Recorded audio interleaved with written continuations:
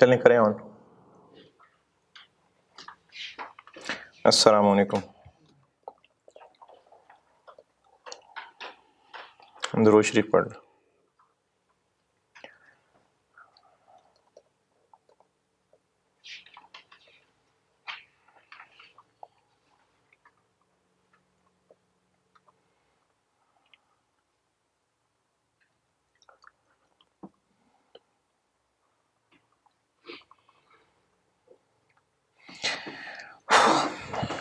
अच्छा जी, एक तो है क्वेश्चन नंबर 5 IS 23 का।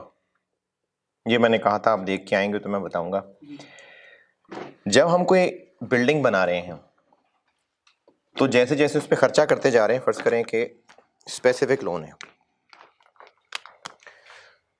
अगर स्पेसिफिक लोन है, ये मैं IS 23 वाला वो जो क्वेश्चन 5 एक दफ़ा होमवर्क दिया था वो कर रहा हूँ डिस्कस।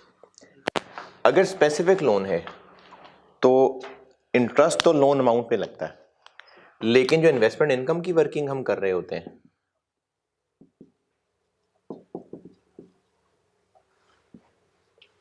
ऐसी खुद से फिगर अज्यूम कर रहा हूं। मिसाल के तौर पे 1 जनवरी को लोन लिया और 200 मिलियन हमारे पास लोन आ गया, ये बैलेंस आ गया। फिर 31 मार्च को इसमें से 80 खर्च कर दिया, बाकी 120 रह गया। फिर 31 मई को 70 और खर्च कर दिया, बाकी 50 रह गया। अगर ये बिल्डिंग बन रही है अपने लिए और या तो अपने पैसों से बन रही है, अपने पैसों में पास रखे हुए पैसे भी शामिल हैं, ओनर से आए पैसे भी शामिल हैं, या स्पेसिफिक लोन इस्तेमाल हो रहा है या जनरल लोन इस्तेमाल हो रहा है, अगर इस बनने वाली बिल्डिंग के अगेंस्ट गवर्नमेंट से पैसा आ जाए, गवर्नमेंट ग्रांट, तो उसकी ट्रीटमेंट ऐसे ही होगी कि जो पैसा खर्च हुआ था वो वापस आ गया। जो पैसा खर्च हम एसेट पे कर चुके थे, गवर्नमेंट ग्रांट आने का मतलब है हमारे पास से पैसा खर्च नहीं हुआ, वापस आ गया। तो उसको जो खर्चा हो रहा था उसकी रिवर्सल ले लेंगे। जैसे अगर गवर्नमेंट से हमें ग्रांट मिल जाए 1 जुलाई को 100 मिलियन की, नहीं हाँ 100 मिलियन की, तो ये खर्च कर रहे थे, 100 मिलियन वापस लेंगे तो ये 150 तक चला जाएगा। ये पहले बता चुका एक दफा। अगर गवर्नमेंट से ग्रांट मिल जाए तो जो खर्च कर रहे थे ग्रांट का मिलना, वो पैसा वापस शुरू हो जाएगा। लेकिन अगर ये जो अभी ग्रांट मिली है, ये ग्रांट हमें गवर्नमेंट से मिल गई 240 की,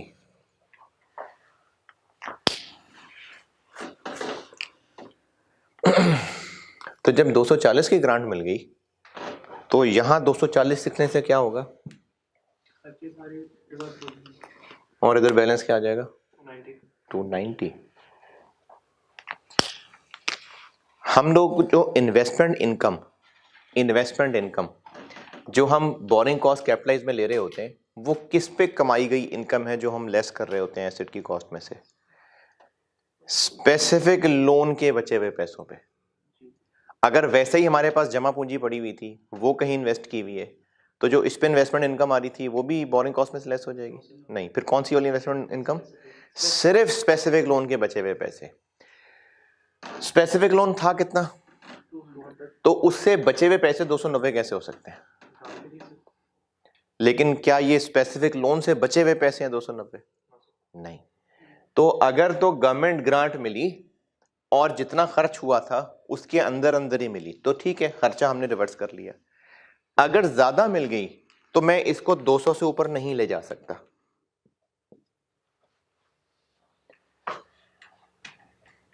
ग्रांट मिली 240 है, लेकिन मैं इसको 200 से ऊपर नहीं ले जा सकता, तो मुझे यहां मैक्सिमम 150 लानी पड़ेगी। बाकी 90 वो अपना पैसा काउंट कर लेंगे। मैंने आपको एक अपने पैसे की भी वर्किंग कराई थी, ओन फंड्स, वो 90 वहां आ जाएगा। तो कस्टमर हम बिल्डिंग बना रहे थे, इन्वेस्टमेंट इनकम की वर्किंग में थे, और इन्वेस्टमेंट इनकम की वर्किंग में हम सरप्लस में जो पैसे रखते हैं वो स्पेसिफिक लोन से बचे हुए पैसे होते हैं। खर्चा करते जा रहे थे, अगर गवर्नमेंट से पैसे आ गए तो वो खर्चे हुए की रिवर्सल है, लेकिन अगर वो इतने ज़्यादा पैसे आ गए कि लोन अमाउंट से ऊपर चला जाएगा तो नहीं, ये नहीं करना, बाकी पैसा हम अपना पैसा कह के साइड पर रख लेंगे। अच्छा, अगली बार जब खर्चा होगा तो पहले यहां से ये 90 खत्म होगा, फिर इन्वेस्टमेंट इनकम वाली वर्किंग दोबारा शुरू हो जाएगी। ठीक है, अगर स्पेसिफिक लोन हो और गवर्नमेंट ग्रांट आए तो ये ट्रीटमेंट है कि जो जो खर्चा हुआ था उसकी रिवर्सल शुरू कर दें। अगर लोन अमाउंट से भी ऊपर निकल जाए बात तो फिर वो अपना पैसा मान लें।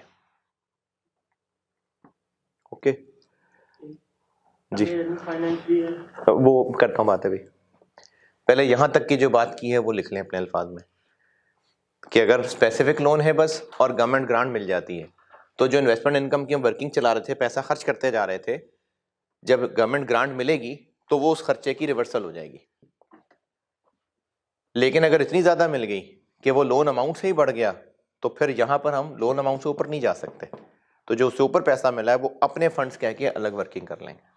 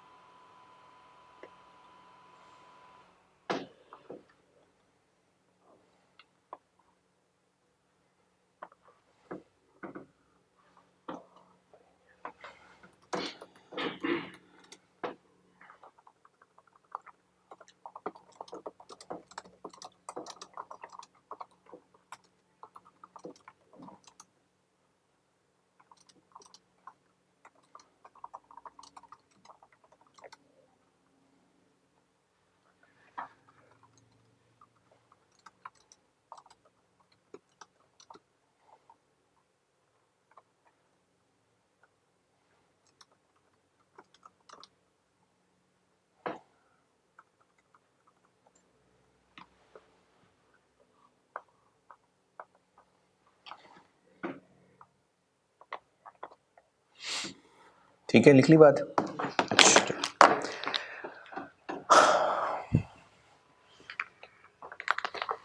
अगर जनरल बोरिंग होती, ये मैंने स्पेसिफिकली बताया, अलग मिसाल, अगर जनरल बोरिंग होती तो उसमें हम लोग इस तरह की एक वर्किंग कर रहे होते, इंटरेस्ट कॉस्ट वाली एक वर्किंग कर रहे होते, जिसमें हम जनरल बोरिंग से जो खर्चा कर रहे होते वो खर्चा लिखते जाते, फिर उसको क्यूमुलेटिव करते जाते। ये ऐसे खुद से फिगर्स बना रहा हूँ। 1 अप्रैल को 40 खर्च किया, क्यूमुलेटिव में 40 आ गया। फिर उसके बाद 1 जुलाई को 60 खर्च किया, यहाँ 100 हो गया। फिर उसके बाद हमने 31 अगस्त को 30 खर्च किया, 130 हो गया। ये पहले एक सवाल में मैं कर भी चुका हूँ पिछली क्लास में। अब हमें गवर्नमेंट ग्रांट आ गई, 1 अक्टूबर को गवर्नमेंट ग्रांट आ गई, क्या ट्रीटमेंट करूँ उसका? इसमें से लेस कर दें, यानी जो हो रहा था उससे रिवर्स चलना शुरू कर दें। हमें गवर्नमेंट से ग्रांट मिल गई 120, यहाँ रह गया 10, जो कर रहे थे उसका रिवर्स। और अगर गवर्नमेंट से ग्रांट मिल गई 150 तो ये नेगेटिव में तो नहीं ले जा सकते ना। अगर गवर्नमेंट से 150 मिल गई तो यहां तो 130 ही रख सकते हैं बस,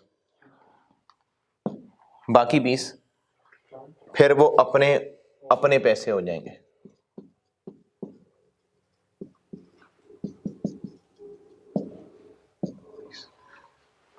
फिर वो अपने पैसे मान लेंगे। यानी चाहे स्पेसिफिक लोन हो सवाल में, चाहे जनरल लोन हो, अगर गवर्नमेंट ग्रांट मिलती है तो जो हो रहा था उसको रिवर्स कर दें।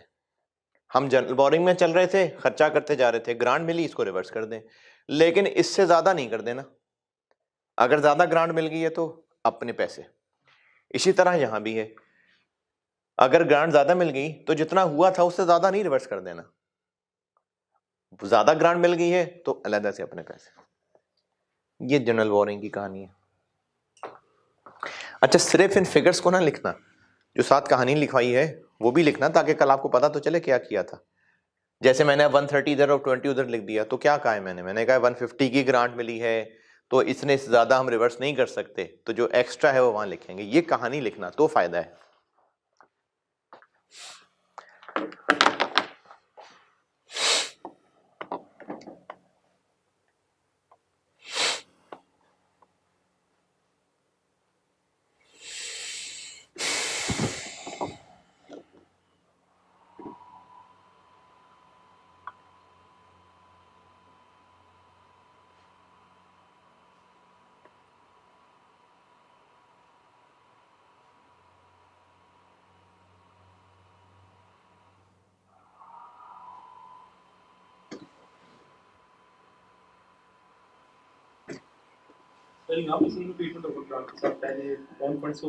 हाँ देखें, ग्रांट के जो एक्स्ट्रा पैसे आ गए जो उन वर्किंग से हमें निकालने पड़े, अब ऐसे ही कि वो हमारे वो बोरिंग नहीं रही ना, तो वो अपने पैसे हैं,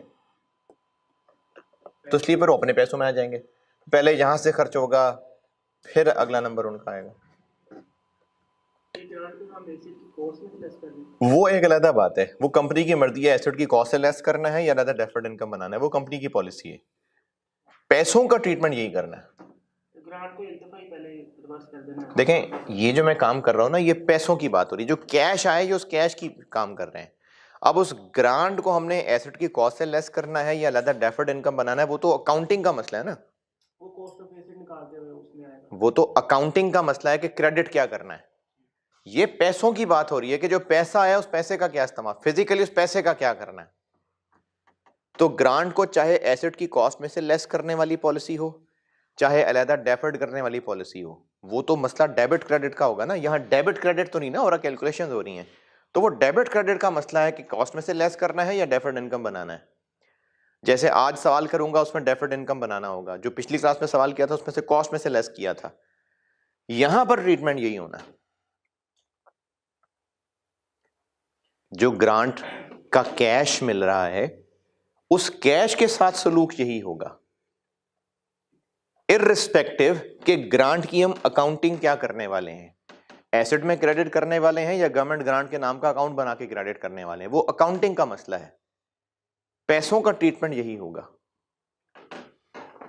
इसका इंटरेस्ट का मसला बताएं।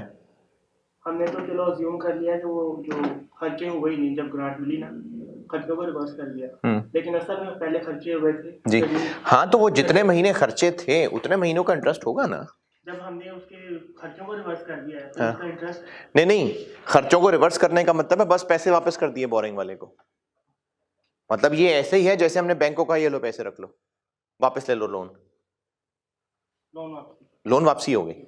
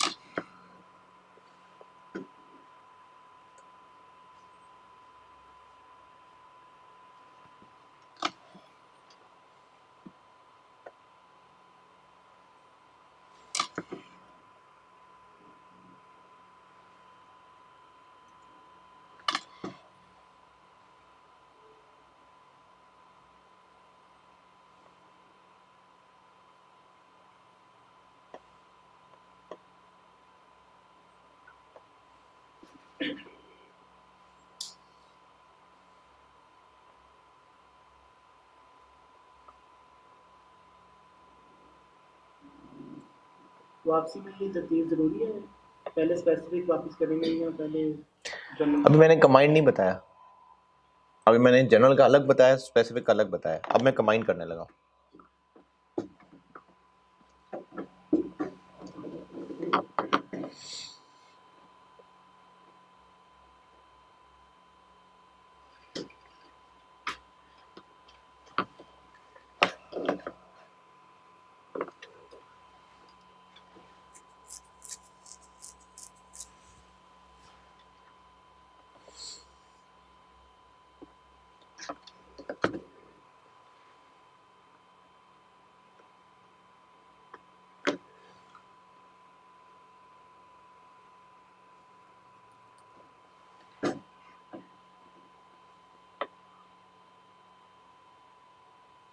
कहानी नोटेड।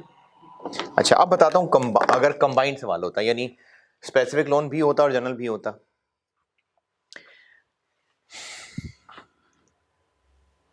कंबाइंड करने में अगर अभी स्पेसिफिक इस्तेमाल, अभी जनरल इस्तेमाल ही ना हुआ होता और अभी तक सिर्फ स्पेसिफिक इस्तेमाल हुआ होता और गवर्नमेंट ग्रांट आ जाती, तो ऐसे करते जैसे ये बताया। अगर कंबाइंड सवाल होता लेकिन अभी तक स्पेसिफिक ही मिला ना होता, अभी तक जनरल में चल रहे होते और ग्रांट आ जाती, तो ये करते जो अभी किया। लेकिन अगर स्पेसिफिक आके खत्म हो चुका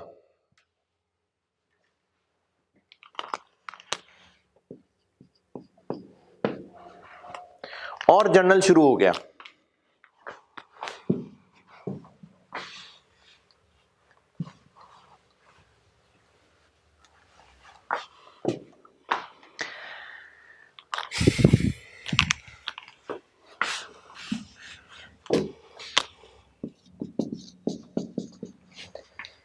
स्पेसिफिक खत्म हुआ, जनरल शुरू हो गया, 1 जुलाई 21, पैसे ज्यादा दिए थे, 50 वहां थे, बाकी 100 यहां से लाने पड़े। ये फिगर्स ऐसी खुद से बना रहा हूं। फिर और खर्चा हुआ 1 सितंबर को 60, 160 हो गया। 1 नवंबर को ग्रांट मिल गई, किस टेबल में लाऊं? पहले यहां, क्योंकि जहां चल रहे थे वहां से उल्टा चलना शुरू कर दिया। देखें पहले भी यही कर रहे थे कि जो खर्चा किया था वो रिवर्स, तो हम खर्चा करते करते करते करते यहां आ चुके हुए थे। अब मिली है ग्रांट तो यहां नेगेटिव लिखूंगा। अच्छा ग्रांट मिल गई है 210, तो 210 मिल गई अगर, तो पहले यहां 160 से ज्यादा तो रिवर्स कर नहीं सकते, तो 160 यहां रिवर्स होगा। ग्रांट मिली है 210, 60 यहां ले जाएंगे, ये खत्म हो गया, फिर यहां चलना शुरू कर देंगे वापस।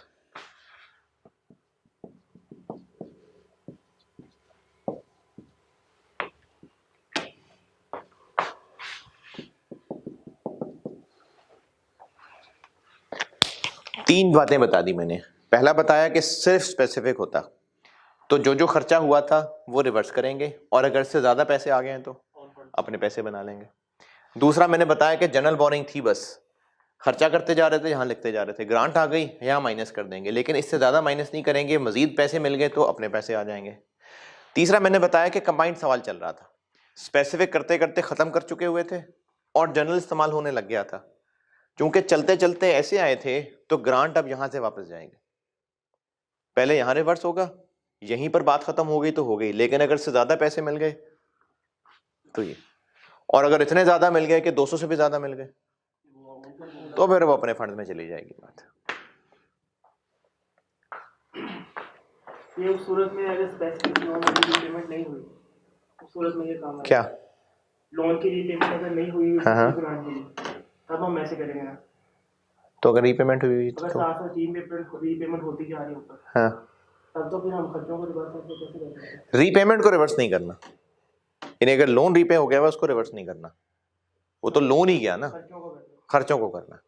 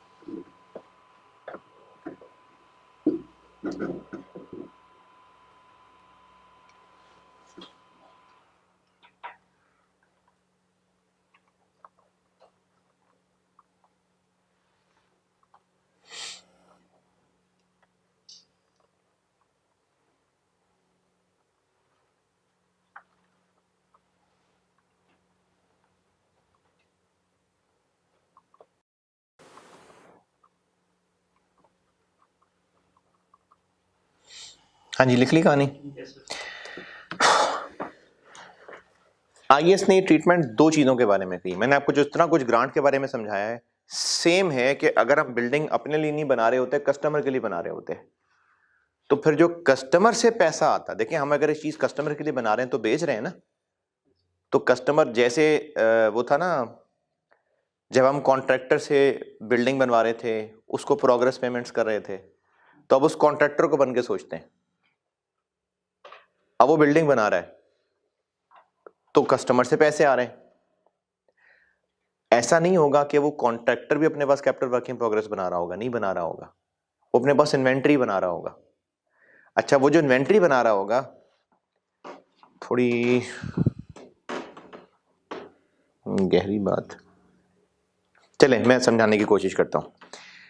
जिस तरह हम कैपिटल वर्क इन प्रोग्रेस में कॉन्ट्रैक्टर को पैसे दे रहे होते थे, प्रोग्रेस पेमेंट्स, ये वो सूरत होती थी जब हम बिल्डिंग अपनी जगह बनवा रहे थे और हमारी बिल्डिंग हमारी बुक्स में कैपिटल वर्क इन प्रोग्रेस आ रही थी। ठीक है, तो वो जो कॉन्ट्रैक्टर को प्रोग्रेस पेमेंट्स दे रहे थे, ये होती हैं प्रोग्रेस पेमेंट्स। अब मिसाल बदलते हैं, हम बिल्डिंग्स बना रहे हैं, फ्लैट्स, और वो कस्टमर्स को बेचने हैं। कस्टमर को जब तक हम फ्लैट बना के दे नहीं देंगे, उस फ्लैट के मालिक हम ही हैं। कस्टमर को जब ओनरशिप देंगे ना, फिर वो कस्टमर का होगा। ये जो हाउसिंग स्कीम्स होती हैं जिसमें घर बन रहे होते हैं, तो कस्टमर जब किस्तों पे घर लेता है तो वो किस्तें पूरी करता है तो कागज उसको दिए जाते हैं। जब तक घर बन रहा है तो वो कॉन्ट्रैक्टर का है जो कंस्ट्रक्शन कर रहा है। तो अगर हम बिल्डिंग कस्टमर के लिए बना रहे हैं और वो भी इस तरह के हम किस्तें ले रहे हैं, जब फ्लैट पूरे होते जाएंगे, कस्टमर पैसे पूरे करता जाएगा, फिर ओनरशिप उसको देंगे। उससे पहले वो बिल्डिंग हमारा एसेट है। हाँ, इन्वेंट्री, क्योंकि हमने कस्टमर को बेचने के लिए बना रहे हैं, तो ये इन्वेंट्री भी क्वालिफाइंग एसेट है। इस सूरत में जो पैसे साथ साथ कस्टमर से मिल रहे हैं, उनका वही ट्रीटमेंट होगा जो भी ग्रांट का बताया, कि जैसे जैसे खर्चा होता जा रहा था, कस्टमर से पैसा मिल गया, खर्चा रिवर्स। जो मैंने भी सारा कुछ आपको ग्रांट के बारे में बताया ना, यही सारा कुछ ऐसे ही एप्लीकेबल है अगर हम कस्टमर्स के बिहाफ पे कुछ बिल्डिंग्स बना रहे होते हैं जो हमारी इन्वेंट्री होती। जैसे मैंने कहा, हाउसिंग स्कीम में घर बना बना के देना, पूरी बिल्डिंग बना के उसमें फ्लैट्स बेचना, तो वो हमारी बिल्डिंग हमारी इन्वेंट्री है, अभी बन रही है, वो भी क्वालिफाइंग एसेट है। तो उसके लिए हम जब ये सारा काम कर रहे होते और कस्टमर से हमें प्रोग्रेस पेमेंट्स मिलनी शुरू हो जाती, तो उन प्रोग्रेस पेमेंट्स के साथ यही सुलूक करते जो मैंने आपको ग्रांट के साथ अभी बताया, इनके साथ भी यही सुलूक होता। ये क्वेश्चन नंबर 5 में हुआ हुआ है। यानी क्वेश्चन नंबर 5 एक मिक्सचर सवाल है जिसमें पहले हमने ये सारा खर्चा किया, फिर यहां तक पहुंचे, फिर कस्टमर से पैसे मिल गए, तो यहां से उल्टा चलना शुरू कर दिया। तो ये जो मैंने आपको तीनों सिनेरियो गवर्नमेंट ग्रांट के बताए हैं, यही तीनों सिनेरियो अगर हम कस्टमर के बिहाफ पे घर बना रहे हो, जो हमारी इन्वेंट्री हो, क्वालिफाइंग एसेट हो, और कस्टमर से हमें पैसे मिल रहे हो, तो उनके लिए भी वैसे ही कैलकुलेशंस करेंगे जैसे गवर्नमेंट ग्रांट के लिए इन टेबल्स में कर रहे थे।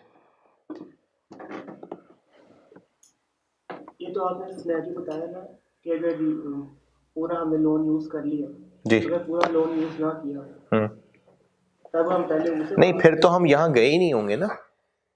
अगर लोन से पहले हमने रनिंग फाइनेंस वो फिर उसको वहीं छोड़ के हम यहाँ आ गए हुए थे, फिर हम यहाँ खर्चे करने शुरू कर दें। जहां लास्ट खर्चा हुआ था वहां से उल्टा चलना शुरू कर देंगे।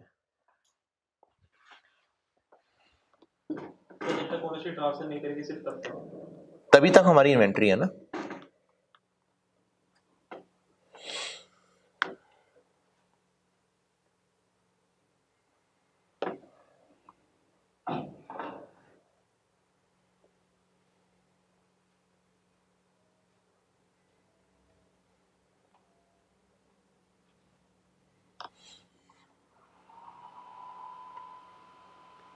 कुछ होते हैं कि शुरू में हमें 1 साल या 1.5 साल के अंदर देते हैं क्या ओनरशिप आपकी है, उसके बाद भी पेमेंट से तो फिर तो ये हमारा एसेट ही नहीं रहा होता ना, फिर तो दूसरे का बन गया होता है। बाकी साल के बाद जो हम पेमेंट से लोगे वो क्या होगा? वो हमने उसकी एक पूरी अकाउंटिंग है, हमने अपना रिसीवेबल बनाया होगा, वो IFRS 15 की अकाउंटिंग है, हमने अपना रिसीवेबल बनाया होगा, फिर वो पैसे मिलते जाएंगे, फिर रिसीवेबल कम होता जाएगा। ये क्वालिफाइंग एसेट हमारा नहीं रहा होगा, फिर तो हमने बेच दिया होगा ये। और जाहिर है घर बना होगा तो उसकी ओनरशिप दी होगी उसको। नहीं, कुछ होते ना कि घर बना तो फिर उन पे ये फिर वो उसका एसेट ही नहीं रहा ना। अगर ओनरशिप कस्टमर को दे दी, अभी बिल्डिंग बन रही है तो फिर हम बिल्डिंग बनाने वाले हैं, हमारा तो वो फिर एसेट ही नहीं है।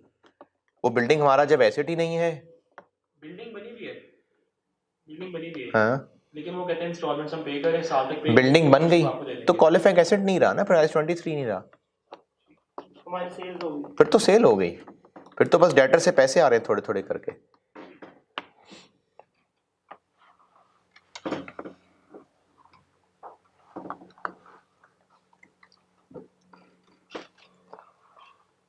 तो क्वेश्चन नंबर 5 में यही था इनफैक्ट, कि कस्टमर से पैसे आ रहे थे और जनरल बोरिंग में से जितना खर्चा किया था वो वहाँ से रिवर्स किया, जो इन्वेस्टमेंट इनकम में से किया था वो वहाँ से रिवर्स किया। तो ये वही बिल्कुल जैसे अभी सिखाया आपको, ये वो वाला काम किया हुआ है इसके अंदर। तो अब ये सारा समझाने के बाद आप इसको दोबारा देख लीजिएगा इस सवाल को, और फिर मज़ीद कल पूछना हुआ तो पूछ लेना, ठीक है। अच्छा जी, अब आते हैं आपके इस डिस्क्लोजर वाले होमवर्क पे। ऑटम 19 दिया था मैंने, मंडे लिमिटेड किया। मंडे लिमिटेड में ऑफिस बिल्डिंग और इक्विपमेंट ये पहले से हैं, और एक प्लांट है जो 0.3 में नया बन रहा है।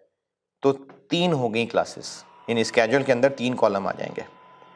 और ये भी तकरीबन ये जो क्लास में सवाल किया था ना ऑटम 20, वो इसी से मिलता जुलता ही था। इनफैक्ट पहले ये आया था, फिर इसी को देख के शायद अगला साल दोबारा सवाल बनाया होगा, तो वो काफ़ी हद तक इसी से मिलता जुलता ही था। तो यहाँ भी आपसे कहा है कंपैरेटिव भी रहने दें और टोटल भी रहने दें। तो PPE के स्केड्यूल में 3 क्लासेस आ जाएंगी, जो 2 पहले से दिए हुए हैं और तीसरा प्लांट। ऑफिस बिल्डिंग की बात करते हैं।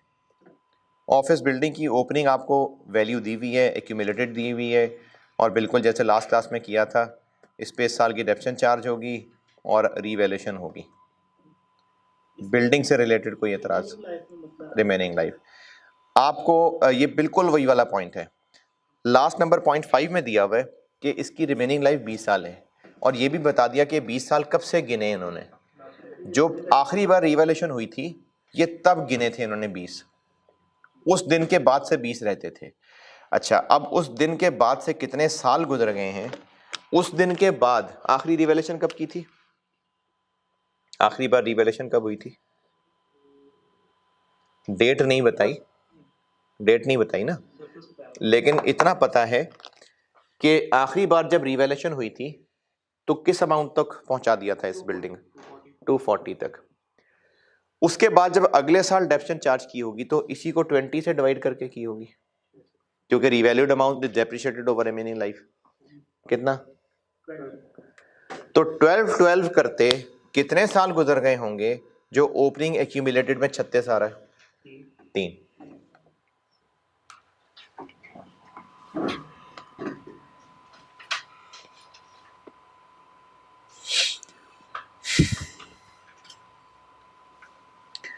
तो पिछले साल 3 साल तक गुजर चुके हुए थे, ये ऐसे 3 हैं, और फिर रिमेनिंग 17 रह गए थे।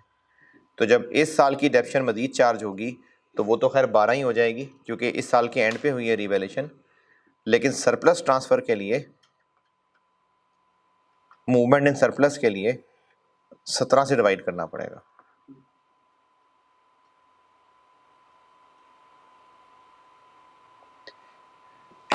ये बिल्कुल वैसा सही पॉइंट है जैसे पिछले क्लास सवाल में था। 8.5 वर्किंग 6 की बात कर रहा हूँ, वर्किंग 6 सोल्यूशन में वर्किंग 6, ये जो रिवैल्यूएशन वाला टेबल बनाया हुआ है, चूंकि साल के एंड पे अब नई वाली रिवैल्यूएशन हो रही है तो इस साल भी डेप्शन तो वही 12 ही चलेगी, डेप्रिसिएशन तो वही 12 चलेगी, लेकिन सरप्लस ट्रांसफर के लिए हमें 8.5 को फिर डिवाइड 17 पे करना पड़ेगा, क्योंकि जब रिवैल्यूएशन हुई थी तो 20 साल थे, उस बात को 3 साल गुजर गए, तो इसलिए 8.5 को 17 पे डिवाइड करेंगे तो इंक्रीमेंटल डेप्शन निकलेगी। कंफ्यूजन ये थी जी जी, 36 से पहले भी तो चल रही होगी डेप्रिसिएशन कोई वो तो एलिमिनेट कर दी होगी ना, रिवैल्यूएशन के बाद,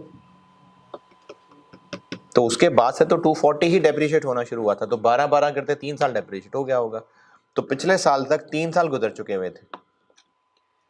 इसका मतलब ये है कि ये जो 240 पे रीवैल्यू किया है, ये रीवैल्यू किया था 1 जनवरी 15 को, तो 15, 16, 17 3 साल गुजरे हुए थे, तो 1 जनवरी 18 पे ये बैलेंसेस आ रहे थे। तो बिल्डिंग में इस तरह से ये रिमेनिंग लाइफ निकली। इक्विपमेंट में कुछ पूछना? एक और सवाल था जी जी, मेथड स्ट्रेट लाइन था ये 204 को 17 पे करते हैं 20 पे करते हैं कौन सा 204?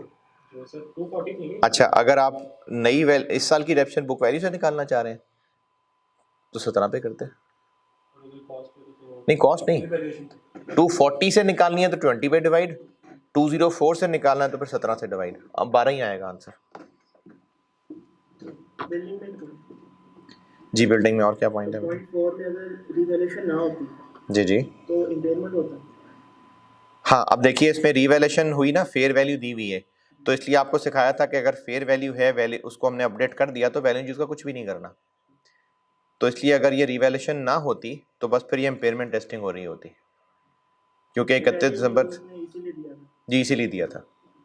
ये वही I36 वाला पॉइंट है, पॉइंट नंबर 4 सवाल में, कि चूंकि हम इसको रीवैल्यू कर गए और कॉस्ट टू सेल नहीं है, तो फिर आपको बताया था कि बस रीवैल्यू कर लिया बस काफ़ी है, पहले I16 लगेगा, उसके बाद I36 की ज़रूरत ही नहीं पड़ेगी, तो इसलिए इस 186 का कुछ भी नहीं किया। इक्विपमेंट में पूछना कुछ?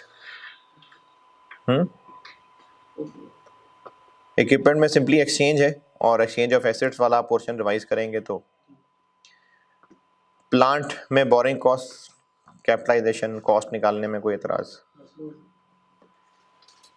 चलें, ये ऑटम 19 था, और ये हो गए पीपी के नोट की मुनासिब प्रैक्टिस, काफ़ी है। जी जी के लिए पुराने सालों में समझदार के लिए जी जी, तो डिस्क्लोजर में हम कब तक बताते रहेंगे उसके बारे में, जो हम अंग्रेजी लिखते हैं? दोबारा बोलें। ग्रांट से अगर कोई एसिड चला हो जो हम डिस्क्लोजर में लाइंस लिखते हैं इंग्लिश में, उसमें कब तक बताते, कितने सालों तक बताते रहेंगे कि ये फलाना एसिड ग्रांट पे था? जब तक वो एसिड है, जब तक वो एसिड है तब तक वो ग्रांट चल रही है, जब तक चल रही है तब तक बताते रहेंगे। अगर ऐसे हो कि एसिड की कॉस्ट में लेस किया हो, उसी साल बता दिया हो कि इसमें ग्रांट मिली थी, फिर आगे बताने की क्या जरूरत है? क्योंकि उसकी कॉस्ट कम आ रही है ना, बुक वैल्यू काफ़ी कम आ रही है, तो इसलिए बताना चाहिए लोगों को भी, ये लोग समझे बड़ी सस्ती बिल्डिंग है, क्योंकि अगर कॉस्ट में से लेस किया हुआ है तो फिर वो बिल्डिंग की कॉस्ट काफ़ी कम आई हुई है ना, तो फिर लोगों को लगेगा बड़ी सस्ती बिल्डिंग है। डेफर्ड हो तो फिर उसमें हमें बताना पड़ेगा, डेफर्ड में भी बताना है क्योंकि इसमें तो ग्रांट आ ही रही होगी, ये बताएंगे कि इस साल इतना कितने, वो तो नज़र आ जाएगी, वो तो वैसे ही नज़र आ जाएगी, वो तो इनकम स्टेटमेंट में नज़र आ जाएगी, उसको अलग से तो बताने की ज़रूरत ही नहीं है। इसका वैसे बता देता हूँ, एक और सवाल वो आप करना चाहें तो वो इंडिविजुअली फिर कर लें तो कभी पूछ लेना। वो है जी क्वेश्चन नंबर 7, इसमें IS36 भी फिर साथ आ गया था, वैल्यू इन यूज और फिर value less cost to sell और इसमें इम्पेयरमेंट साथ मिक्स हो गई थी, इसमें इम्पेयरमेंट भी आ जाएगी। ये आप करना चाहें तो कर लीजिएगा हस्बे तौफीक। क्वेश्चन नंबर 7, ऑर्चिड लिमिटेड, ठीक है, इसमें भी कंपैरेटिव्स भी रिक्वायर्ड है, उसका मतलब हमें डबल सवाल करना पड़ेगा। तो अच्छा है, डबल सवाल की प्रैक्टिस हो जाएगी।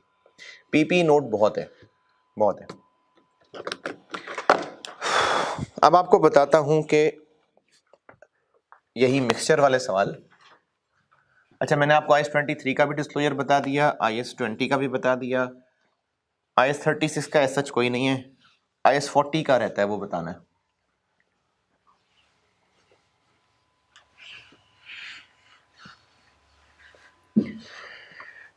IAS 20 में एक्सट्रैक्ट्स ऑफ SOCI SOFP के सवाल हम कर चुके। IAS 20 जब पढ़ रहे थे तो किए थे extracts of SOCI, extract of SOFP, जिसमें ग्रांट को करंट नॉन करंट तोड़ के भी बताते थे। अच्छा, इसी तरह से IAS 23 बोरिंग कॉस्ट, इसमें भी SOFP SOCI के सवाल कर लिए प्रैक्टिस। इसी तरह से IAS 40 में भी कर लिए, IAS 40 इन्वेस्टमेंट प्रॉपर्टी के SOCI के फेस पे फेयर वैल्यू मॉडल है तो बस फेयर वैल्यू गेन आएगा और बैलेंस शीट में इन्वेस्टमेंट प्रॉपर्टी की वैल्यू आ रही होगी। अगर मेरा ख्याल है शायद किया था कोई ना कोई सवाल, IAS 40 के सवालों में मुझे याद पड़ता है कि एक्सट्रैक्ट्स ऑफ SOCI SOFP का कोई ना कोई सवाल किया था ज़रूर। इन्वेस्टमेंट प्रॉपर्टी के जब सवाल किए थे ना तो उसमें डबल एंट्री तो थी, हाँ बिल्कुल किए थे, जब ट्रांसफ़र कराया था, हाँ याद आ गया, जब ट्रांसफ़र कराया था ना तो उसमें थे एक्सट्रैक्ट के सवाल बीच में डाले में मैंने कोई ना कोई। IAS 16 का कराता हूँ, ये पहले कभी नहीं बताया था, अब बताता हूँ। इससे पहले हमने IAS 16 पढ़ते हुए जो एक्सट्रैक्ट्स ऑफ SOCI और SOFP बनाए थे वो कॉस्ट मॉडल वाले थे, रिवैल्यूएशन मॉडल वाले का नहीं कराया था। IAS 16 जब पढ़ रहे थे ना तो मैंने एक आधा सवाल कराया एक्सट्रैक्ट्स ऑफ SOCI, तकरीबन हर IAS में ही कराया मैंने। क्या तरीका होता है, जो एक्सट्रैक्ट्स ऑफ SOCI हैं सवाल में जो जो एक्सपेंसेस इनकम है बस लिस्ट डाउन कर दें, और एक्सट्रैक्ट्स ऑफ SOFP सवाल में जो जो एसेट्स लायबिलिटीज हैं वो SOFP में लिख दें, हेडिंग जरूर डाल देना करंट नॉन करंट की, ठीक है। तकरीबन हर IAS में हम करते आ रहे थे। अब IAS 16 अगर रिवैल्यूएशन मॉडल हो तो बताता हूं। उससे पहले ना एक स्टेटमेंट ऑफ कॉम्प्रिहेंसिव में कि एक चीज है वो समझ लें क्या होती है। आप लोगों ने बचपन में इनकम स्टेटमेंट पढ़ी हुई है और बेशक आपने उसका नाम स्टेटमेंट ऑफ कॉम्प्रिहेंसिव इनकम ही पढ़ा हो, आपने कुछ इस तरह की चीज पढ़ी होगी कि sales less cost of sales, gross profit, other income,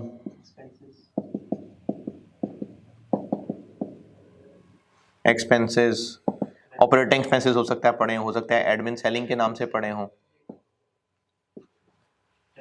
net profit. आपने अब तक जो पढ़ा था बस आपने यहीं तक पढ़ा था नेट प्रॉफिट। अब असल में होता ये है, ये जो शक्ल है ना, ये कैश फ्लो स्टेटमेंट के सवालों में आके मैं रिवाइज कराऊंगा, वहां पर होगी ये इस्तेमाल। पीबीटी होता है, PBT profit before tax, profit before tax. फिर इसमें से एक टैक्स एक्सपेंस है वो माइनस होता है, फिर आता है प्रॉफिट आफ्टर टैक्स।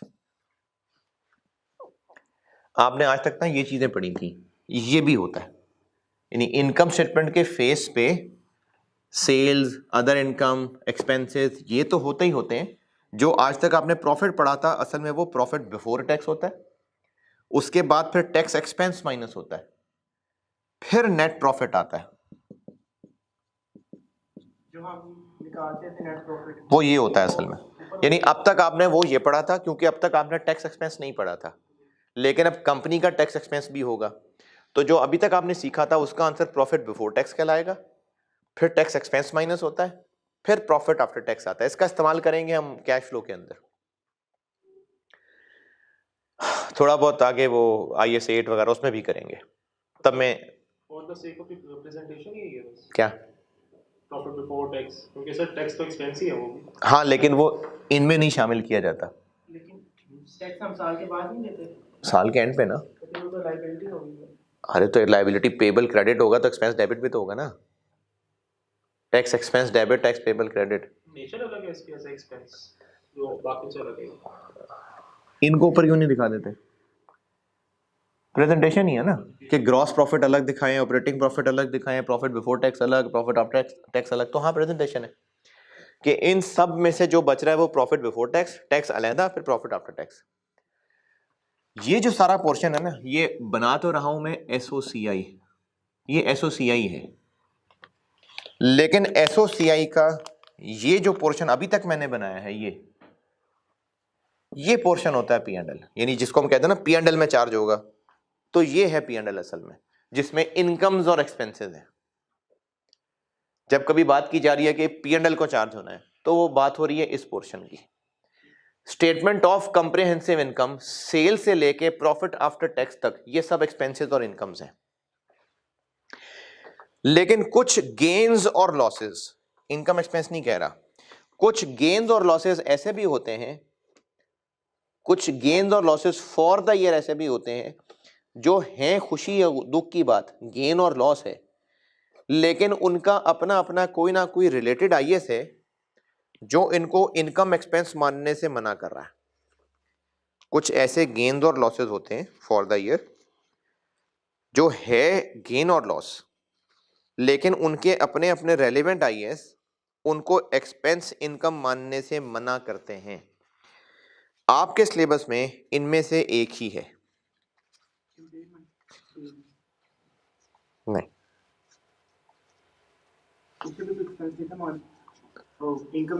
नहीं, वो तो कुछ था ही नहीं ना, गेन तो था ही कुछ नहीं, उसको तो रिकॉर्ड ही नहीं करते थे। रिकॉर्ड करेंगे लेकिन इसमें नहीं आएगा। हाँ, तो कुछ ऐसे गेन्स और लॉसेस होंगे जिनके रेलेवेंट आईएस उनको इतनी इज्जत नहीं देते कि उनको यहां लिखा जा सके। जैसे वो घर में मेहमान आ रहे हैं ना, तो जरूरी नहीं कि सबको घर के अंदर बुलाएं, कुछ होंगे जो उनके साथ कोई होगा, ड्राइवर हो सकता है, वो घर से बाहर ही रहेगा, होगा टेक्निकली वो भी मेहमान, उसको भी गाड़ी में चाय देंगे, लेकिन वो घर के अंदर एंटर नहीं हो रहा होगा। तो ऐसे गेन्स और लॉसेस जो हैं गेन और लॉस फॉर द ईयर, लेकिन उनके अपने अपने रिस्पेक्टिव आईएस उनको इनकम एक्सपेंस नहीं मान रहे होते, उन मासूम गेन्स और लॉसेस के लिए स्टेटमेंट ऑफ कंप्रिहेंसिव इनकम का ये एक हिस्सा होता है, उसको कहते हैं other comprehensive income.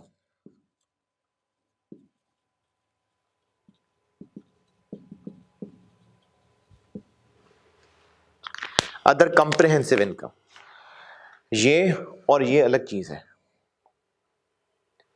Other comprehensive income, ये नाम है इसका, other comprehensive income. Statement of comprehensive income में यहां से यहां तक का वो पोर्शन है जिसको आज तक आप इनकम एक्सपेंसेस जानते हैं या पी&एल। ये पोर्शन उन गेन्स और लॉसेस के लिए बनाया गया है जो हैं for the year gain loss, लेकिन वो इनकम एक्सपेंस नहीं है, जिनमें से आपके सिलेबस में सिर्फ एक ही है और वो है रिवैल्यूएशन का गेन या लॉस।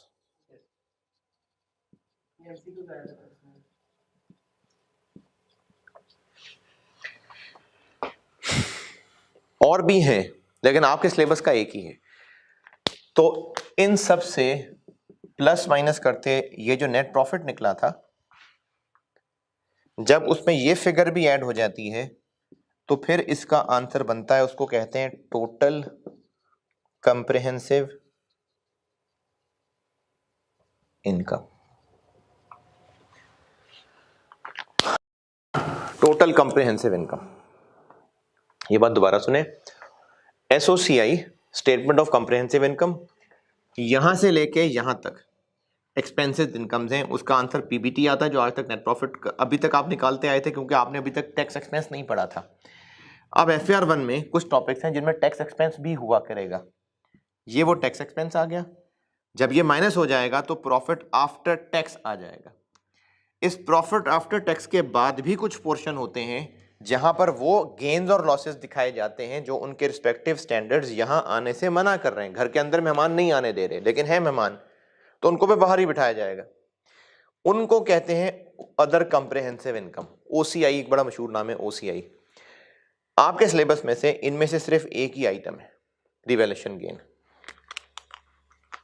ये ऊपर वाला पी&एल पोर्शन है, ये ओसीआई पोर्शन है। अब रही बात कि रिवैल्यूएशन गेन या रिवैल्यूएशन लॉस, तो आप लोग तो P&L में भी कहीं ना कहीं लिखते आए हैं। रिवैल्यूएशन लॉस P&L में नहीं डेबिट करते आए कभी, तो फिर ये कौन सा वाला है?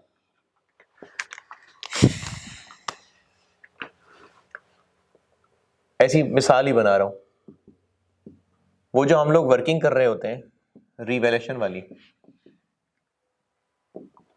सरप्लस और P&L, ये वर्किंग कर रहे होते हैं ना। इनमें 1 जनवरी 17 कॉस्ट 500, 31 दिसंबर 17 डेप्रिसिएशन 50, 450, फिर 31 दिसंबर 18 डेप्रिसिएशन 50, 400, 31 दिसंबर 18 रीवैल्यूएशन होके पहुंच गया 80।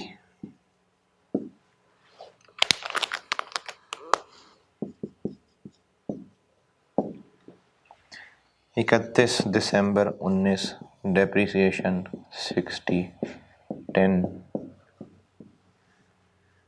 420, 70। 31 दिसंबर 20 डेप्रिसिएशन 60, 10, 360, 60। फिर 31 दिसंबर 20 को रीवैल्यूएशन हुई और ये डाउन चला गया 90, 60 ये गया, 30 इधर आ गया और ये हो गया 270, ये ख़त्म हो गया 30। ये मैंने ऐसे खुद से फिगर्स बनाई हैं। लाल वाली रिवैल्यूएशन की एंट्री क्या हो रही होगी? एक तो एक्यूमुलेटेड वाली एंट्री हो गई, और एसेट डेबिट हो रहा होगा कितने से? 80 से, और रिवैल्यूएशन सरप्लस क्रेडिट 80 से। अच्छा, हरी वाली रिवैल्यूएशन की एंट्री क्या हो रही होगी? एक तो एक्यूमुलेटेड एलिमिनेट हो रही होगी, और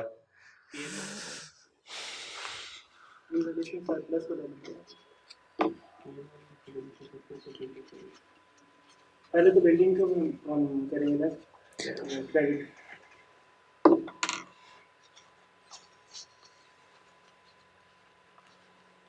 इसी की रिवर्स एंट्री करेंगे। करता हूँ ठहर जा यार। हाँ जी, एक तो एक्यूमुलेटेड एलिमिनेट हो जाएगी, फिर उसके अलावा सरप्लस में डेबिट जाएगा कितना? 60, P&L में डेबिट जाएगा 30, और एसेट क्रेडिट हो जाएगा 90। ठीक है, एंट्री से भी समझ लें और इससे भी समझ लें। रीवैल्यूएशन गेन हुआ है 80 का गेन, लेकिन IAS 16 ने इसको इनकम बनाने से मना किया है। ये 80 है जो यहां पर आएगा 80।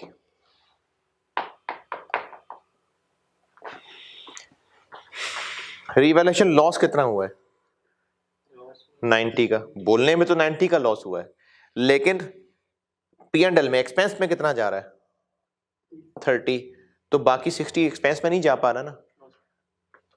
60 यहां आएगा, 30 यहां आएगा।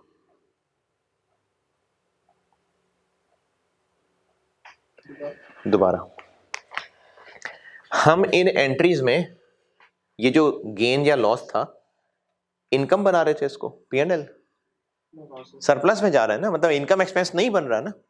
तो जब इनकम एक्सपेंस नहीं बन रहा तो इसको फिर यहां जगह नहीं मिलेगी।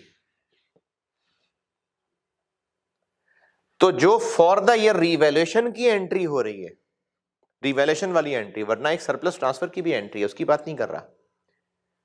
जो रिवैल्यूएशन की एंट्री है, चाहे वो अपवर्ड हो चाहे डाउनवर्ड हो, उस एंट्री में जहां जहां सरप्लस डेबिट क्रेडिट हुआ है, ये OCI फॉर द ईयर की आइटम होगी, और जहां जहां P&L डेबिट क्रेडिट हुआ है वो इधर की आइटम होगी।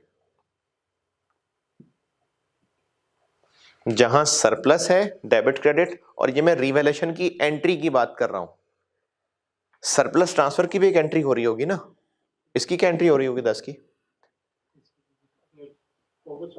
ये आपके सामने ही है, सरप्लस डेबिट, वो नहीं यहां आना, सिर्फ रिवैल्यूएशन वाली एंट्री की बात कर रहा हूं।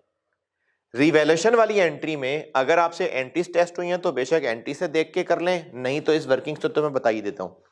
जहां जहां रिवैल्यूएशन की एंट्री में सरप्लस डेबिट क्रेडिट हुआ है वो यहां प्रेजेंट होगी फिगर, और जहां P&L डेबिट क्रेडिट हुआ है वो यहां प्रेजेंट होगी, मतलब इससे ऊपर ऊपर।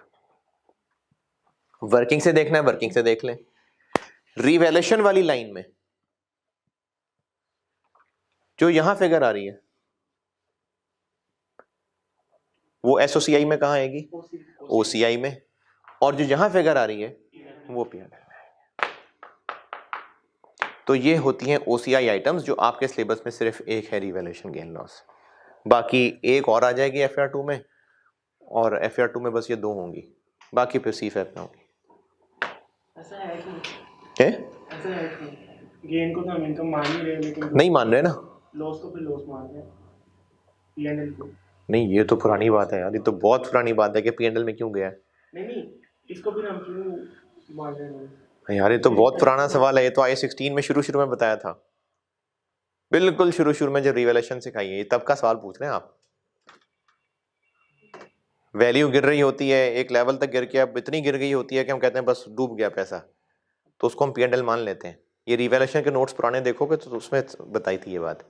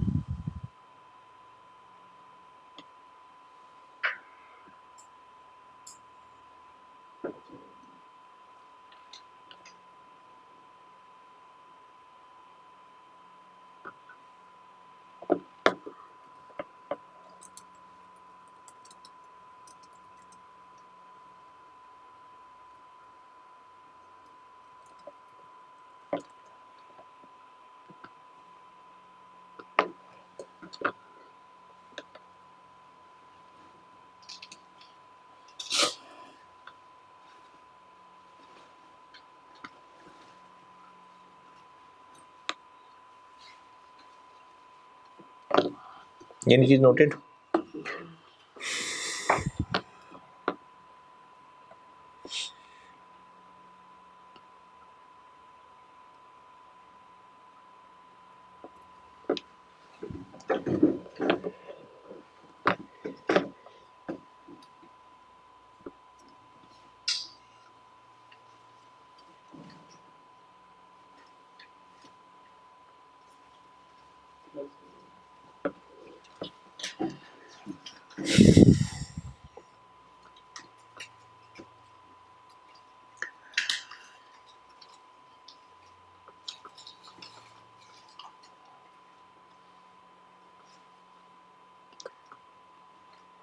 ठीक है, नोटेड। चलें एक सवाल करते हैं और एक बस मैं कल और करा दूंगा, बस फिर बहुत है चैप्टर। आप पढ़ लीजिए क्वेश्चन नंबर 5।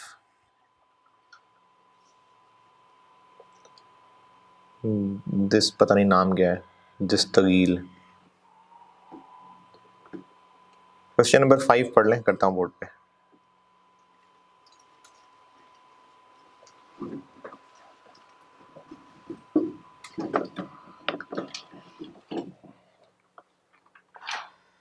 मिक्स साइज का जी जी, मिक्स्ड आईएएस वाला।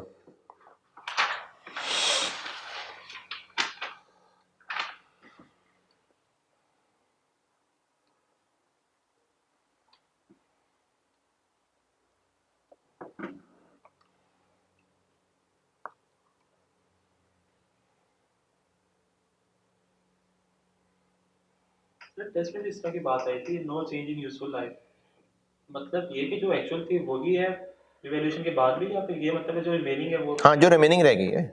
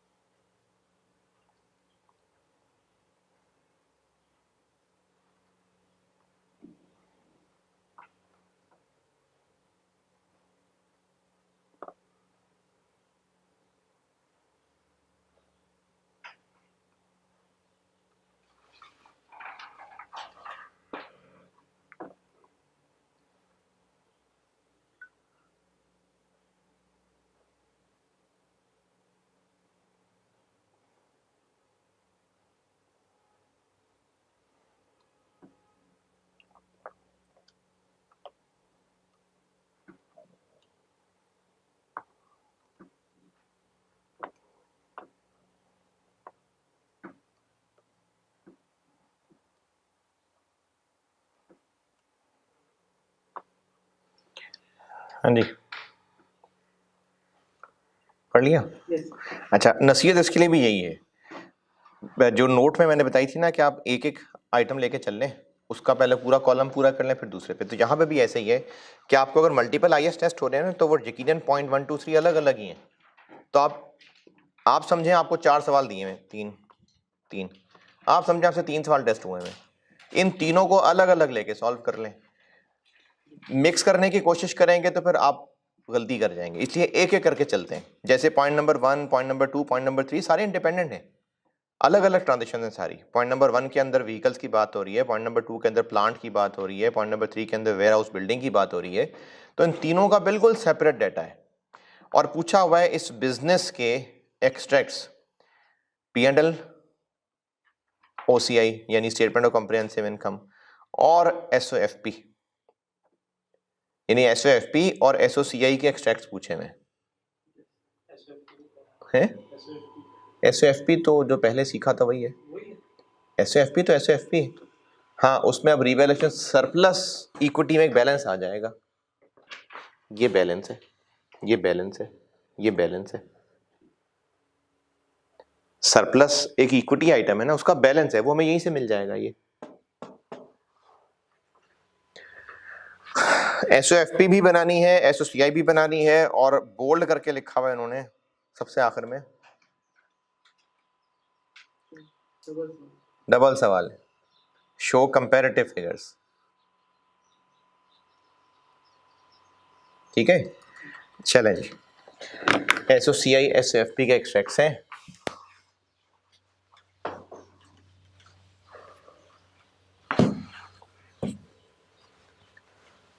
तो मिक्स्ड IS के सवाल करने का तरीका कि एक एक करके कर लें।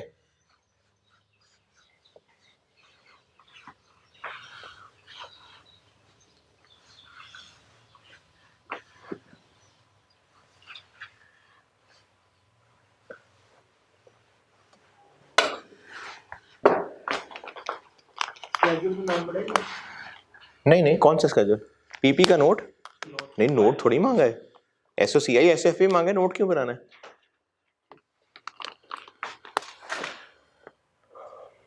ऑटम नहीं, स्प्रिंग 20 है ना? Yes sir. स्प्रिंग 20। क्या है जी कंपनी का नाम? DL अभी एक्सट्रैक्ट्स SOCI 2000 कौन सा साल? 19 का कॉलम, 20 का कॉलम। और DL एक्सट्रैक्ट्स SOFP के 19 का कॉलम और 18 का कॉलम। ये है सवाल की रिक्वायरमेंट। अब एक एक करके पॉइंट लेते जाते हैं, एक एक पे काबू पाते जाएंगे ना, तो फिर सवाल तगड़ा सवाल भी होगा, वो भी आप डालेंगे। पॉइंट नंबर 1, व्हीकल्स का सवाल। अब मैंने पॉइंट 2 3 छोड़ दिए, व्हीकल्स का सवाल सॉल्व करते हैं बस हम। व्हीकल्स का सवाल है और इसमें रिवैल्यूएशन है। चलो, इसका मतलब है हम वो टेबल बना लें।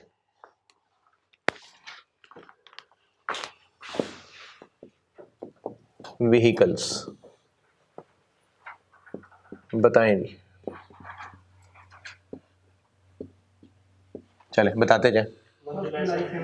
1 जुलाई 17 को कॉस्ट कितनी? 370। फिर अच्छा, काउंटिंग ईयर क्या है?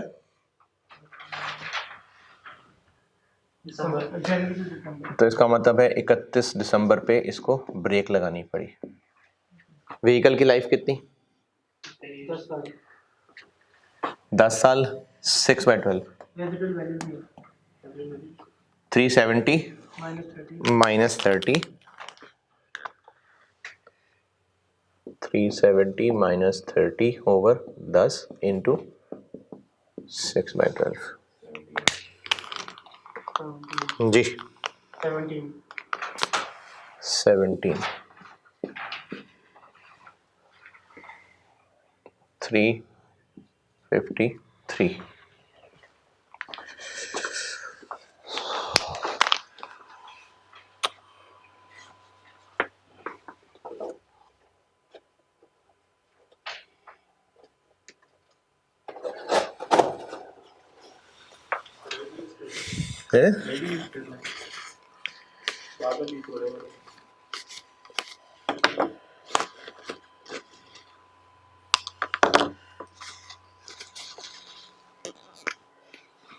यहाँ भी वो जैसे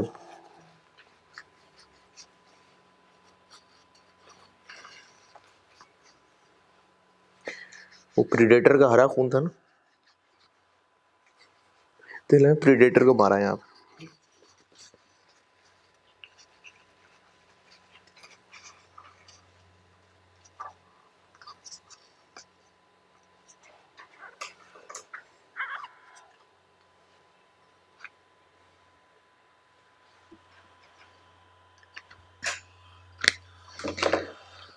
जी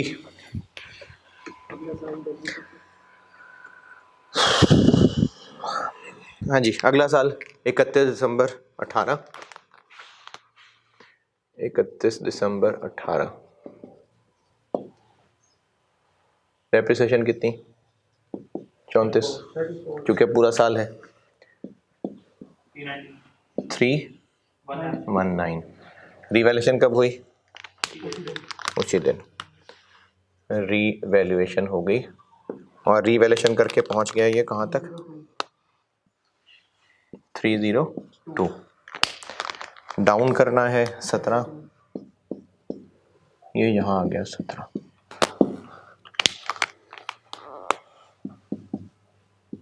हाँ जी आगे। डेप्रिसिएशन 31 दिसंबर 19 डेप्रीसिएशन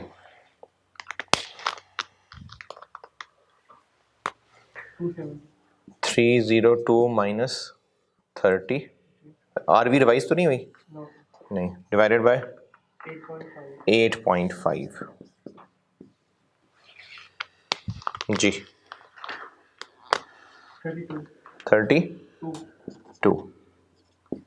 और इसको भी 8.5 पे बांट दें तो 2। नहीं तो वैसे भी नजर आ रहा है कि 34 और 32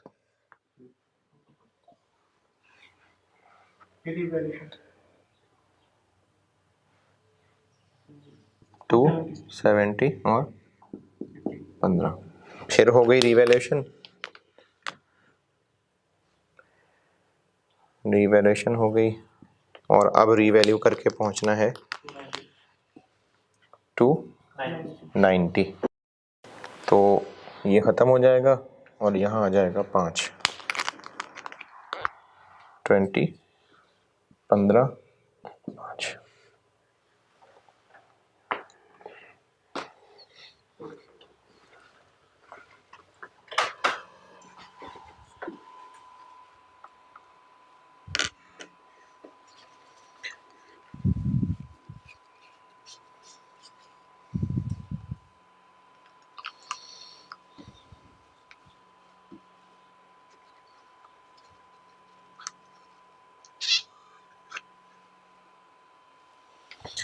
हाँ जी, व्हीकल की वर्किंग हो गई पूरी।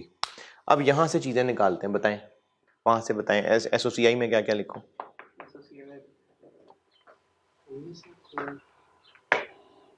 एक तो आएगी डेप्रिसिएशन,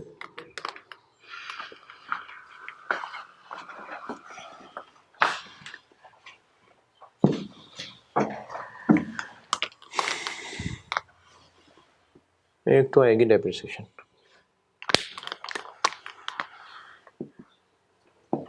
अच्छा, अब चूंकि हम पूरी कंपनी का बना रहे हैं तो फिर मैं साथ लिखूंगा कि व्हीकल की डेप्शन लिखने लगा हूं मैं।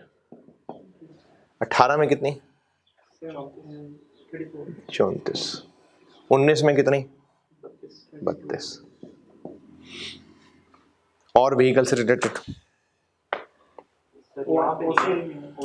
ओसीआई में और एसओसीआई में कुछ नहीं आएगा, कुछ नहीं। 18 में 18 में कुछ नहीं, 18 में कुछ नहीं।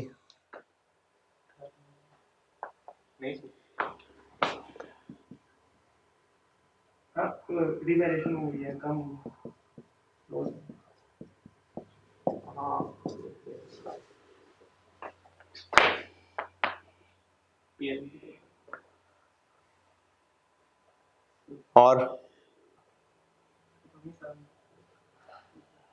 और कुछ नहीं P&L में। 19 में 2 कम हुआ है। वो हाँ, उसकी एंट्री तो नहीं होती। अब तो लिखना भी शुरू कर दिया मैंने यार। 19 में 15 आएगा। 19 में 15 आएगा रिवर्सल।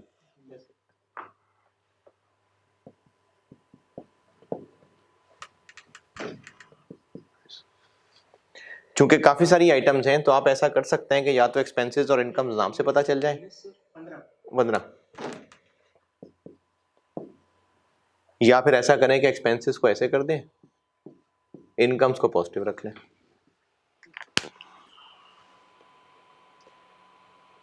और एसओसीआई में अब ओसीआई है, और चूंकि बाकी चीजें भी आ रही हैं तो थोड़ी जगह रख के ही अदर कंप्रहेंसिव इनकम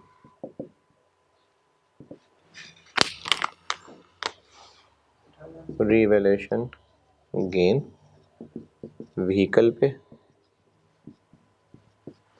18 में नहीं है, 19 में कितना? 5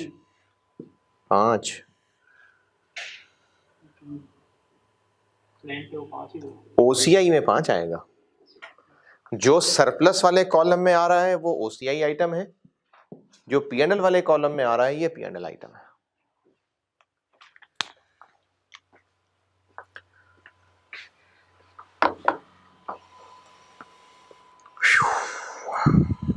ये हो गया जी व्हीकल वाला काम एसओसीआई में। एसओएफपी में क्या आएगा? एक तो नॉन करंट एसेट्स में व्हीकल आएगी,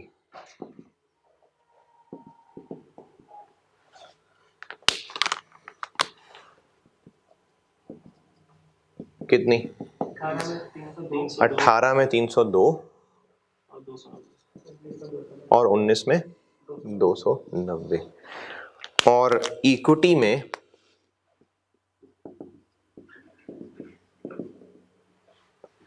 ये इक्विटी ग्रुप का आइटम है रिवैल्यूएशन सरप्लस।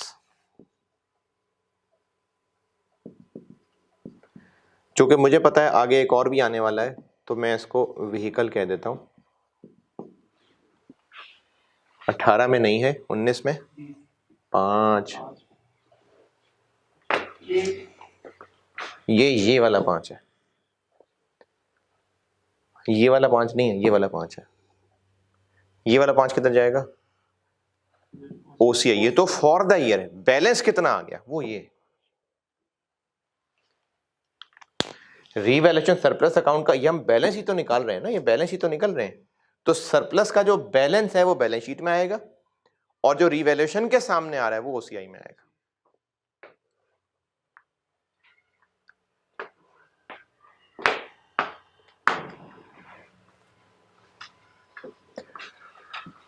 ये हो गई व्हीकल पूरी।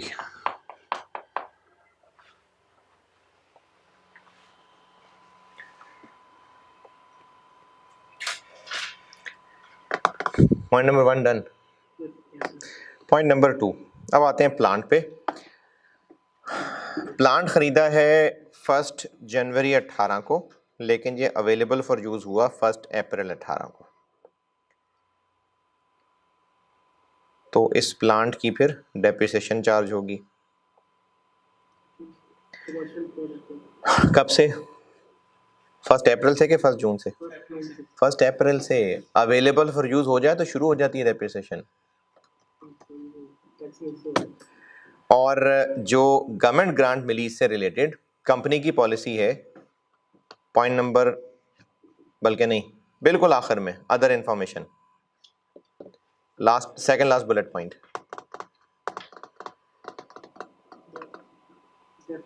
डेफर्ड इनकम वाली पॉलिसी, यानी गवर्नमेंट ग्रांट को अलग और एसेट को अलग चलाने वाली पॉलिसी है। तो चूंकि बेशक रिवैल्यूएशन मॉडल नहीं है प्लांट का, लेकिन इससे फायदा होगा।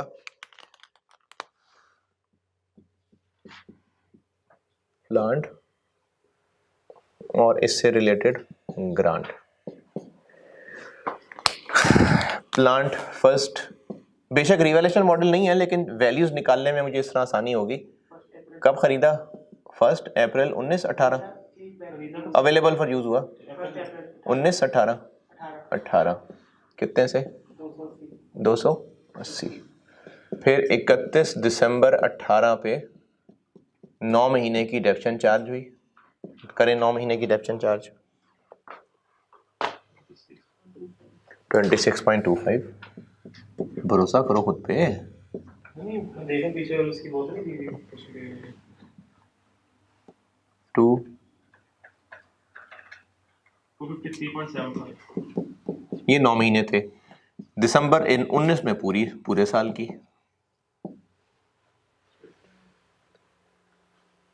प्लांट की लाइफ कितनी? 8 साल। तो बस 280 को 8 पे बांट लें। 35।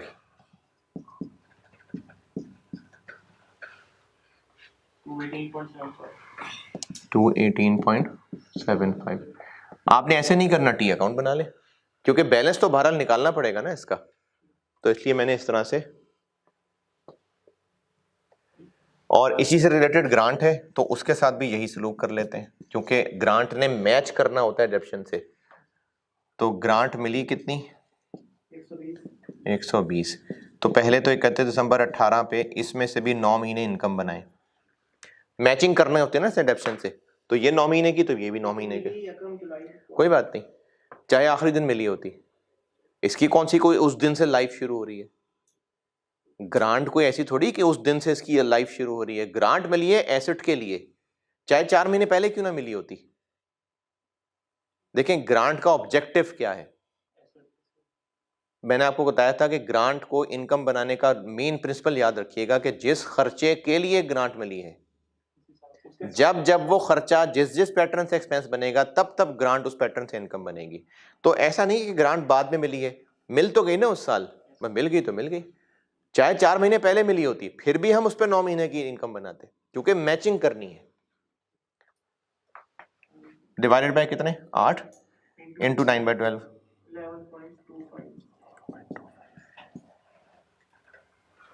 108 पॉइंट, और 31 दिसंबर 19 पे मजीद एक साल। अब 120 डिवाइड बाई 8 कर लें, 15। और आपको गवर्नमेंट ग्रांट पढ़ाते हुए बताया था कि जिस साल की बैलेंस शीट पूछी है एक और साल बना लें उससे अगला 0.3। अगला साल क्यों बना लें, करंट नॉन करंट के लिए। 78.75। यहां से P&L और SOFP की चीजें मिल गई। डेप्रिसिएशन प्लांट की,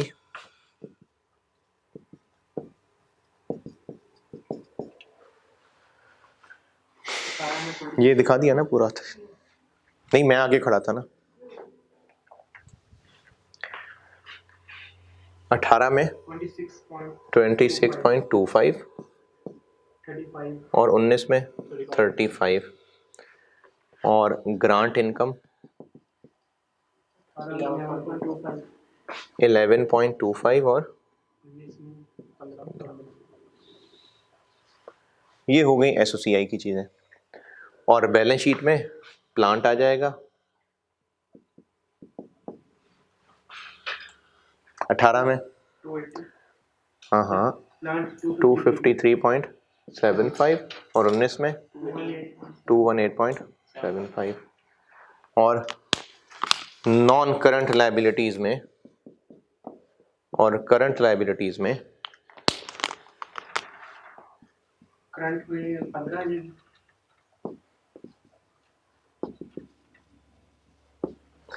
अच्छा, पहले हम 2018 बनाते हैं, ठीक है, इसको देख के बनाइएगा।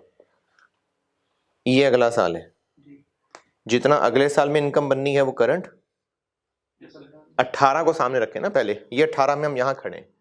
करंट नॉन करंट के लिए मैंने कहा था अगला साल देखें, जो अगले साल में इनकम बननी है वो करंट, और जो उसके बाद चलनी है नॉन करंट। तो 93.75 नॉन करंट और 15 करंट। अब हम यहां खड़े हैं 19 में, अगला साल देखें, जो अगले साल में इनकम बननी है वो करंट, और जिससे आगे चलनी है वो नॉन करंट।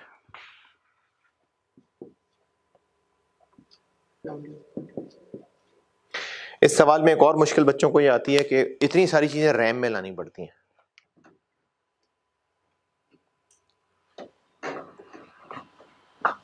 ये हो गया पॉइंट नंबर 2।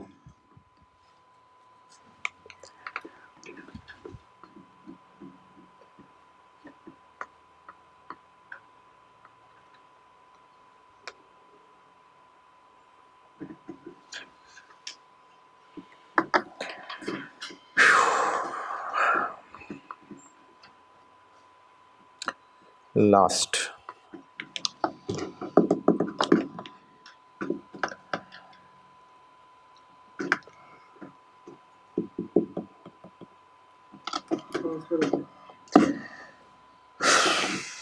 यहाँ तक ओके। आपका होमवर्क यही है, क्योंकि क्लास अभी शाम में अवेलेबल होगी ना इन लोगों को, तो आज का होमवर्क यही है, आपने दोबारा करना है। कल मैंने इसी का एक एडवांस वर्जन और कराना है, अभी रिसेंट एडम का सवाल है, और बस फिर ये मिक्स्ड IAS बहुत है।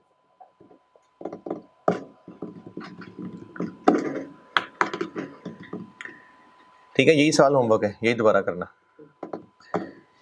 पॉइंट नंबर 3, वेयर हाउस है, यानी वेयर हाउस आप समझ लीजिए कि एक बिल्डिंग है जहां पर चीजें स्टोर करते हैं, वो वेयर हाउस होता है, स्टोर। 1 जनवरी 18 को, यानी 2018 के पहले ही दिन हमने दे दिया किराए पे। पहले ये DL के अपने यूज में था। अच्छा जी, पहले अपने यूज में था तो PPE था। 1 जनवरी 18 को किराए पे दे दिया तो इन्वेस्टमेंट प्रॉपर्टी बन गया, ट्रांसफर इन। और ये पॉइंट पूरा करता हूं, अदर इंफॉर्मेशन,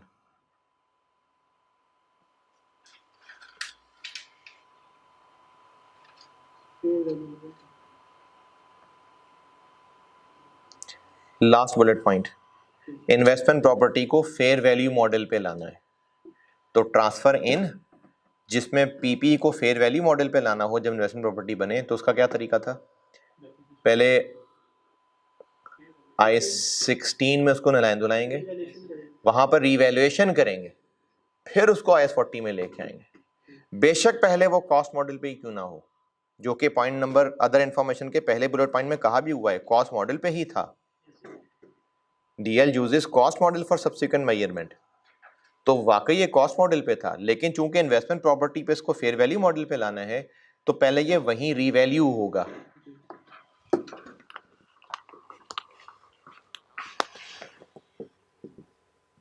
वेयरहाउस,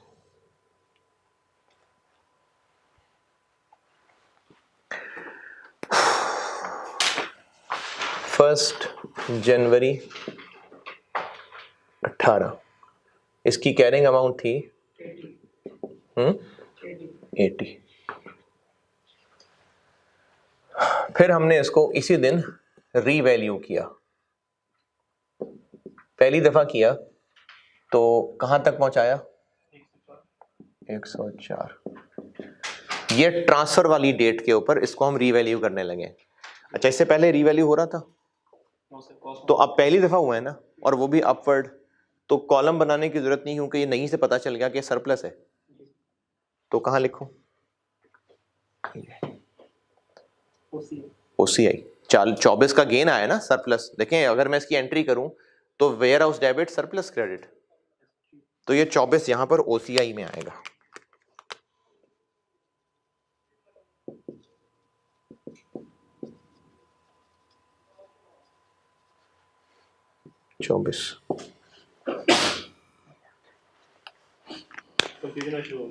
क्या ये वो P&L वाले में कौन सी वैल्यूएशन जाएगी, कौन सी?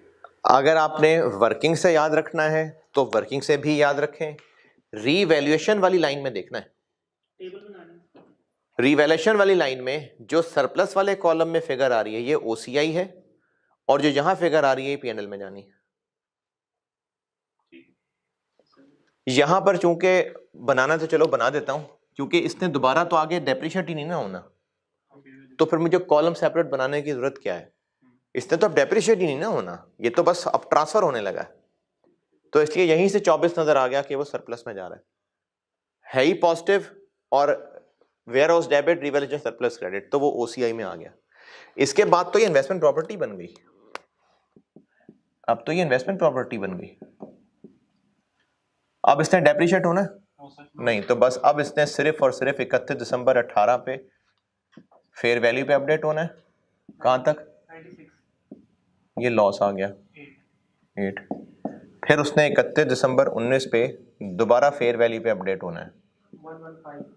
गेन आ गया 19।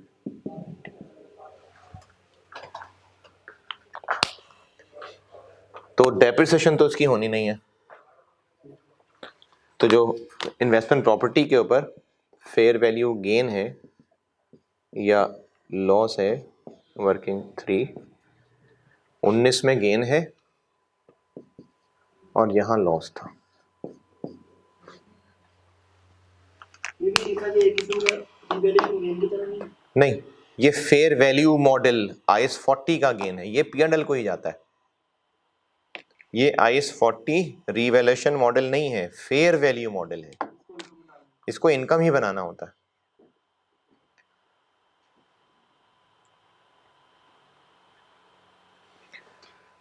और ये इन्वेस्टमेंट प्रॉपर्टी है जो यहां आ जाएगी।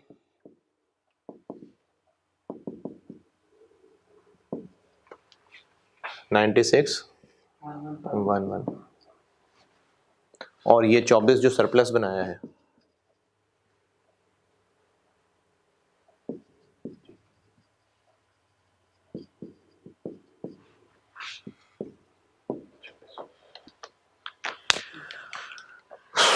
ये है जी 20 नंबर का सवाल।